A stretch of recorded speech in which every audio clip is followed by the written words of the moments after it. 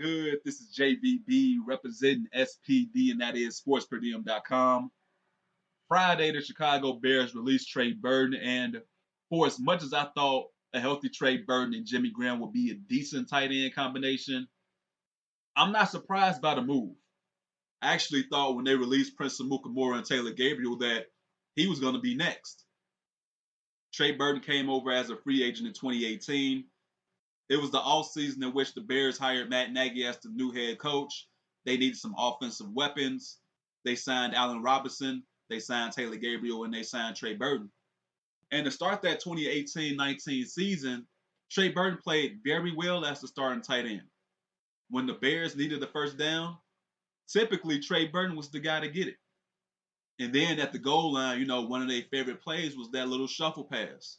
And typically it was Trey Burton who was on the receiving end of that.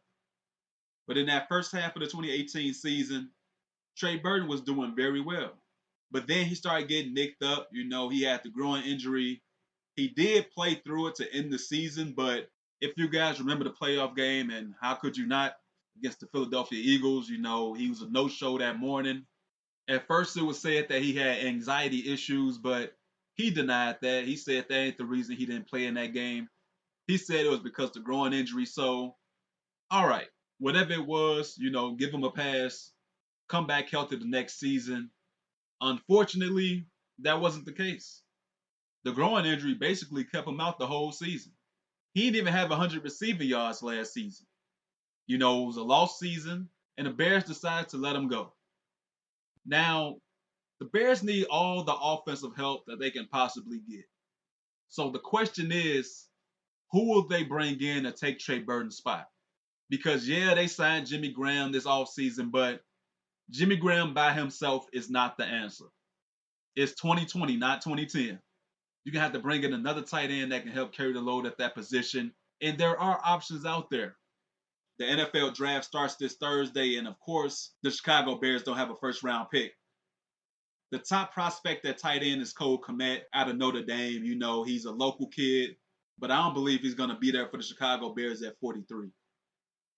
Even though Cole Kmet is the top tight end on the board, there are still plenty of tight ends available in the draft. This is a deep tight end draft. So if Ryan Pace can be a little bit savvy and actually trade back with one of those second-round picks, he can probably pick up a couple of additional picks and pick up a tight end later on in the draft.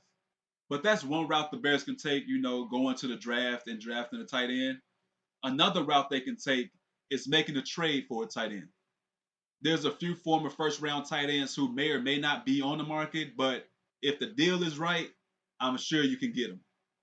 I'm talking about guys like Dallas Goedert from the Philadelphia Eagles, O.J. Howard from the Tampa Bay Buccaneers, David Njoku from the Cleveland Browns. These are guys who are backups on their respective teams who you may be able to acquire via trade.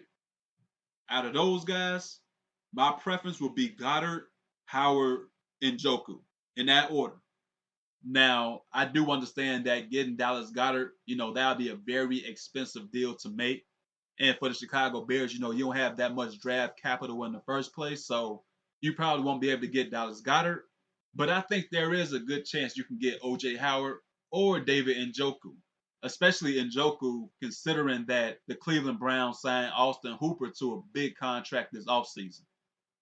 Like I said, Dallas Goedert would be my first option, but considering that he may be a little too rich for the Chicago Bears, I'll take him out the conversation. But I do believe that acquiring O.J. Howard or David Njoku was a little bit more reasonable, especially Njoku. But there's options out there for the Chicago Bears to go ahead and replace Trey Burton. I'm sure Trey Burton's going to land on his feet. When healthy, he's a pretty good tight end. He may function best as a number 2 tight end for teams who like to run 2 tight end sets and stuff like that. But I'm sure he'll be all right. He'll find another team out there.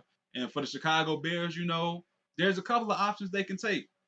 They can either look into the NFL draft, or they can try to make a trade for one of these young tight ends in the league already.